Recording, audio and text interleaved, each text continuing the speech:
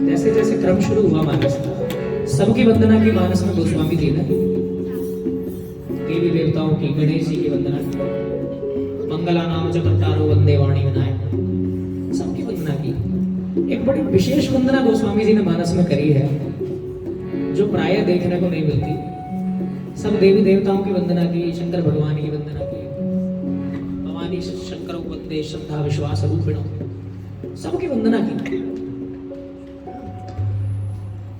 संतों की वंदना की, आती है बात समझ में, सज्जनों की वंदना की, और खूब लंबी कई अगर मानस में पढ़ते हैं गीता प्रेस गोरखपुर का जो संस्करण है, उसमें दुर्जनों की वंदना की, दुष्टों की वंदना की खूब।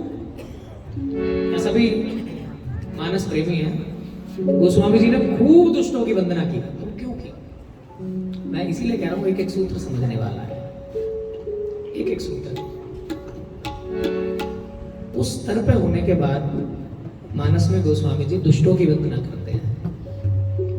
तो जब सबका ही चिंतन है कि मानस जीना सिखाती है, तो उसी जगह मानस ये सिखाती है कि यदि कोई दुष्ट है भी तो भी वो निंदनीय है या वंदनीय है। संत आचरण, दुष्टों की वंदना करते हैं, और दुष्टों को सज्जनों के समकक्ष रखकर मानस में गोस्वामी जी कहते हैं, बड़ी सुंदर चौपाई, बहुत ही सुंदर चौपाई।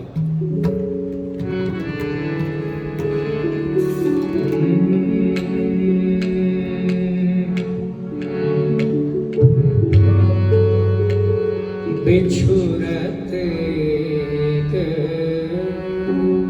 प्राण हर ले, बिछुरत एक प्राण हर ले, कि ऐसे सज्जन होते हैं कि जब बिछड़ते हैं तो मानो प्राण निकलते हैं। और दुर्जन मिलत एक दारुण दुख दे, वंदौ संत सज्जन चरणा, दोनों के चरणों को गोस्वामी जी ने वंदन किया। और उस मूल कथा को लेकर आगे गए, जहां सबसे पहले वर्णन, एक बड़ी विशेष बात है मानस का, जिन्होंने अभी पुस्तक का अध्ययन नहीं किया उनके लिए एक बड़ी विशेष बात है कि राम जी की जो कथा मानस में शुरू हुई है वो उनके जन्म से शुरू नहीं हुई। मानस में जो राम जी की कथा है वो शुरू, मानस में जो पहला वर्णन है राम जी का, वो वर्णन है कि वो वन में सीता जी के लिए इधर उधर विरह में भटक रहे, जहां से मानस में गोस्वामी जी ने राम जी का वर्णन शुरू किया। वर्णन इस प्रकार है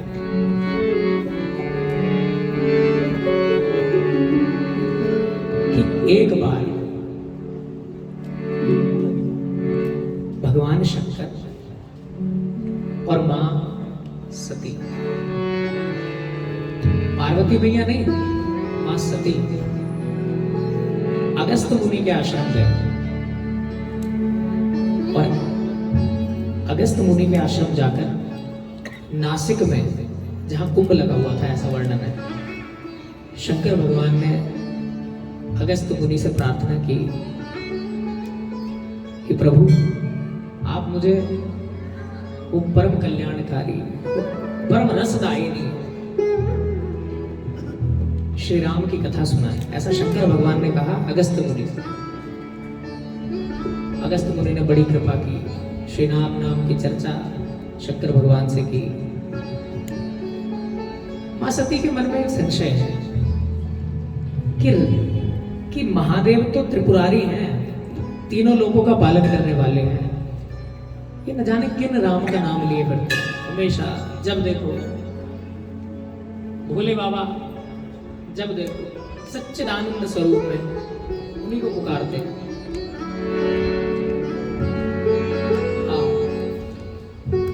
भजन के जनक शास्त्रीय रूप से भगवान शंकर हैं, शिव हैं।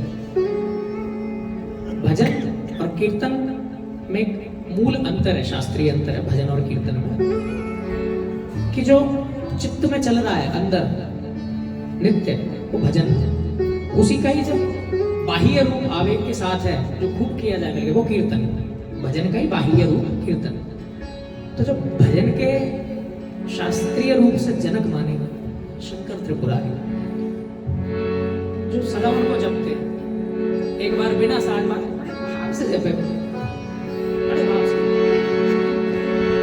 मेरे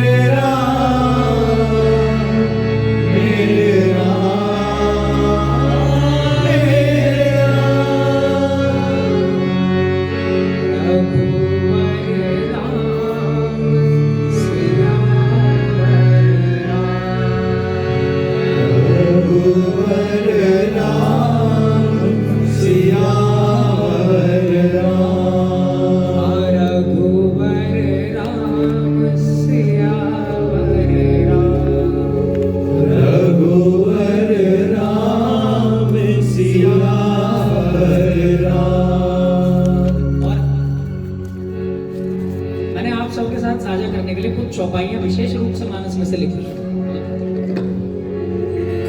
जिसमें मानस में गोस्वामी जी पहले इतना दैन्य, सबसे पहला सूत्र अगर मानस कोई देती है जीवन के लिए तो वह है दैन्य। अगर मानस का कोई सबसे पहला सूत्र जीवन के लिए है तो वह है दैन्य। गोस्वामी जी जो श्रीमद् वाल्मीकि के ग्रंथ को अपने शब्दों में प्रभु की कृपा से परोस रहे हैं, वो कहते हैं मानस में, करण चाहूं रघुपति गुण गाहा,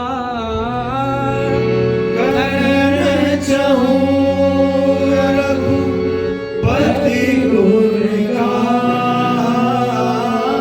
ये सब मैं पहले इसलिए चौपाइयां बोल रहा हूं क्योंकि अब इस आयोजन के लिए जिस प्रकार परोपकारी सभा ने इतना सुंदर व्यवस्था की, उसी प्रकार इस कथा का भी केवल सुनने लग जाना बिना उपयुक्त व्यवस्था के क्षीण हो जाता है। इसके लिए भी मन में पहले सफाई करनी पड़ती है। दैन्य, अगर दैन्य के बिना ये कथा सुनी गई तो केवल कथा रहेगी, और अगर दैन्य और एक एक सूत्र को पकड़ते हुए सुनी गई तो मेरी बात का विश्वास मानिए, मेरी बात का मत मानिए, संतों की बात का विश्वास मानिए कि ये जीवन में चमत्कारिक परिवर्तन लाएगी।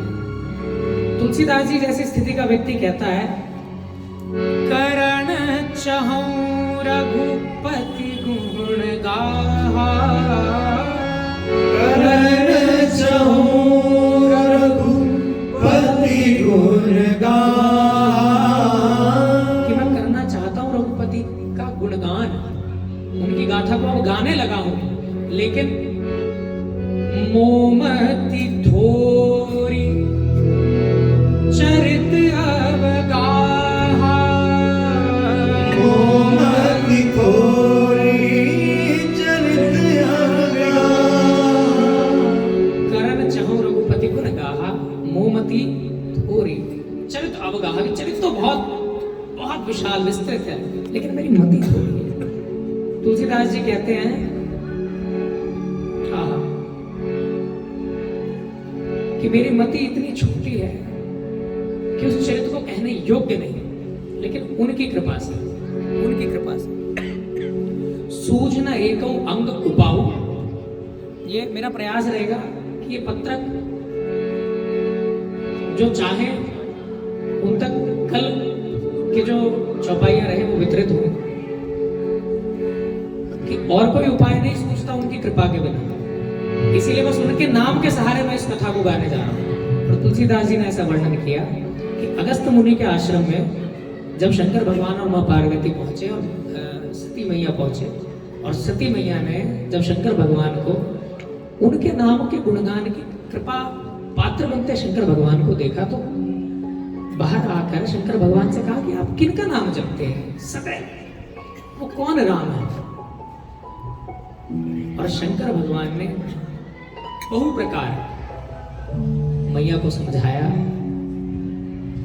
और जब उतने से तृप्त नहीं हुई सती मैया तो शंकर भगवान लेकर गए जहां से कथा प्रारंभ है मानस कि उस समय की बात जब श्री रामचंद्र वन में सीता जी की खोज में इधर उधर विरह में विरहाकुल होकर भटक रहे हैं। सती मैया ने दर्शन किया, और ये भी अपने आप में एक सूत्र है कि दर्शन करके मन में संशय है कि ये व्यक्ति जो अपनी केवल स्त्री के खो जाने से इधर उधर बावलों की तरह भटक रहा है, इसका नाम जपते हैं शंकर भगवान। मानस में बड़ा सुंदर वर्णन है कि जो केवल अपनी स्त्री जिसकी कोई ले गया और केवल अपनी स्त्री की याद में उसकी खोज में इधर उधर भटक रहा है बिल्कुल बावलों की तरह, ये तो एक साधारण मनुष्य है। ऐसी संज्ञाएं सती मैया ने दी, हो ही नहीं सकता, संशय आ गया उन्हें। तब सती मैया